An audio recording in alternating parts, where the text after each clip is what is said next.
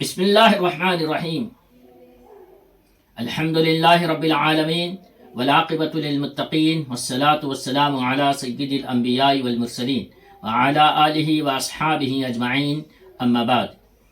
ناظرین و سامعین، السلام علیکم ورحمۃ اللہ تعالی وبرکاتہ۔ فوائد الفواد، ملفوظات و تعلیمات سلطان المشائخ خواجہ نظام الدین اولیاء محبوب الہی کو ہم پڑھنے کی سعادت حاصل کر رہے ہیں۔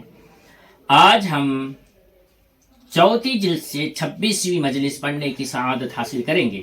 حضرت خواجہ امیر حسن اعلیٰ سجزی رحمۃ اللہ تعالی علیہ نے فرمایا، اسی سال ماہ ربیع الاول کی 20ویں تاریخ ہفتے کو قدم بوسی کی دولت میسر آئی۔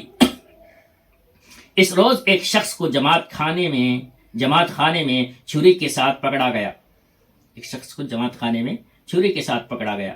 واللہ عالم وہ کون تھا اور کیوں آیا تھا۔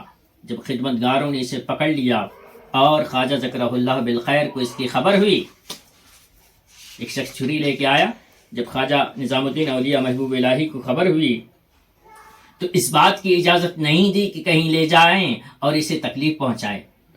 آپ نے یہ اجازت نہیں دی کہیں لے جا کے اسے تکلیف پہنچاؤ۔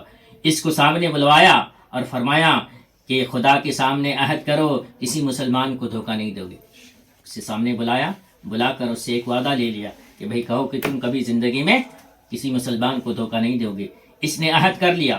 خواجہ ذکرہ اللہ بالخیر نے اسے چھوڑ دیا اور خرچ بھی عطا کیا۔ جب بندہ اس روز خدمت میں آیا تو اس بات کا ذکر ہوا، ان احوال کی مناسبت سے حکایت بیان فرمائی کہ ایک روز شیخ الاسلام فرید الدین قدس اللہ سرہ العزیز صبح کی نماز پڑھ چکے تھے اور شغل میں تھے، یعنی وظیفہ پڑھ رہے تھے۔ سر زمین پر رکھ کر شغل میں مستغرق تھے اور یہ صورت اکثر رہتی تھی۔ زمین پر سر رکھ کر آپ جو بھی اپنے معاملات تھے وہ ادا کرتے تھے، اکثر یہی صورت آپ کی رہتی تھی۔ الغرض اسی شکل سے زمین پر سر رکھے مشغول تھے۔ شاید جاڑوں کی ہوا چل رہی تھی اور ایک پوستین لا کر حضرت کے جسم مبارک پر ڈال دی گئی۔ اس وقت وہاں کوئی خدمتگار نہیں تھا، بس اکیلا میں تھا۔ وہاں اس وقت کوئی نہیں تھا، نظام الدین اولیاء کہتے ہیں کہ صرف میں اکیلا تھا۔ اس درمیان ایک شخص آیا اور ایسے زور سے سلام کیا کہ شیخ کی ایک سوئی میں خلل پڑ گیا۔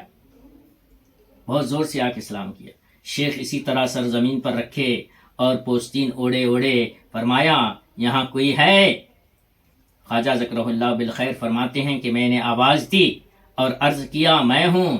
اس کے بعد شیخ نے فرمایا، یہ شخص جو آیا ہے کیا ترک ہے؟ آنے والا شخص یہ ترک ہے، درمیانہ قد ہے اور زرد رنگ کا ہے۔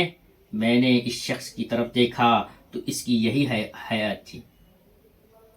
نظام الدین اولیاء کہتے ہیں کہ جس طرح بابا فرید نے فرمایا تھا وہی اس کی صورت تھی۔ جواب عرض کیا، جی ہاں ایسا ہی ہے۔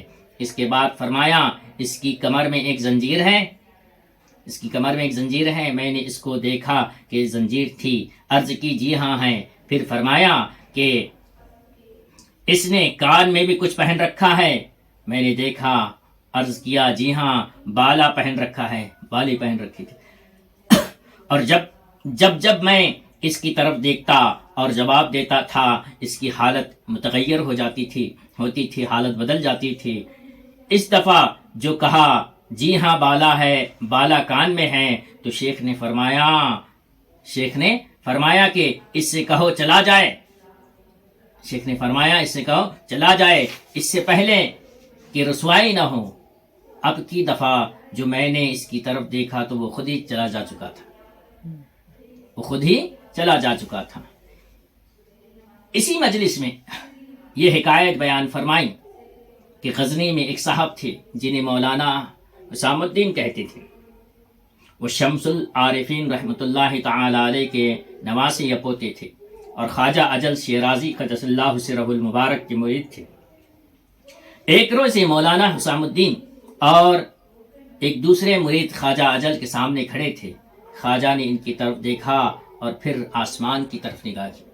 خواجہ اجل نے دیکھا پھر آسمان کی طرف نگاہ کی، اس کے بعد پھر ان کی طرف دیکھا اور کہا کہ اس وقت تم دونوں میں سے ایک کے جسم پر خلعت شہادت سیا جا رہا ہے۔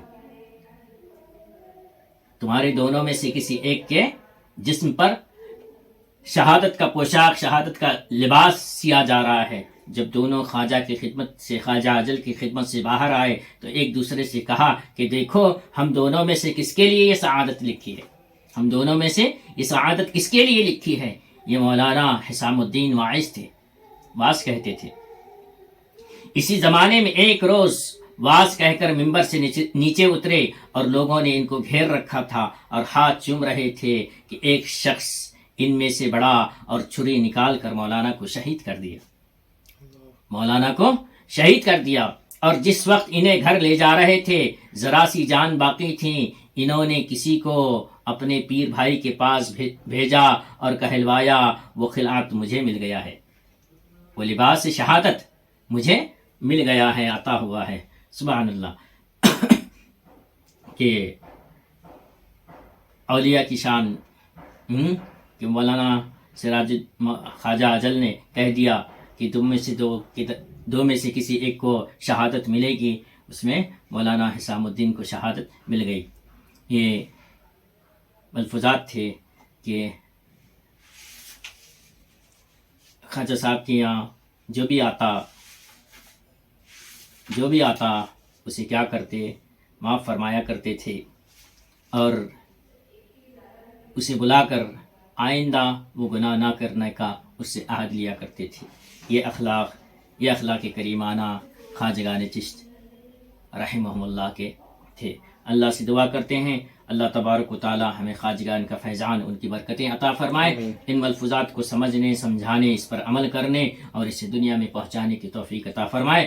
الحمدللہ ہماری چوتھی جلد سے 26ویں مجلس ختم ہوا چاہتی ہے۔ السلام علیکم ورحمۃ اللہ تعالی وبرکاتہ۔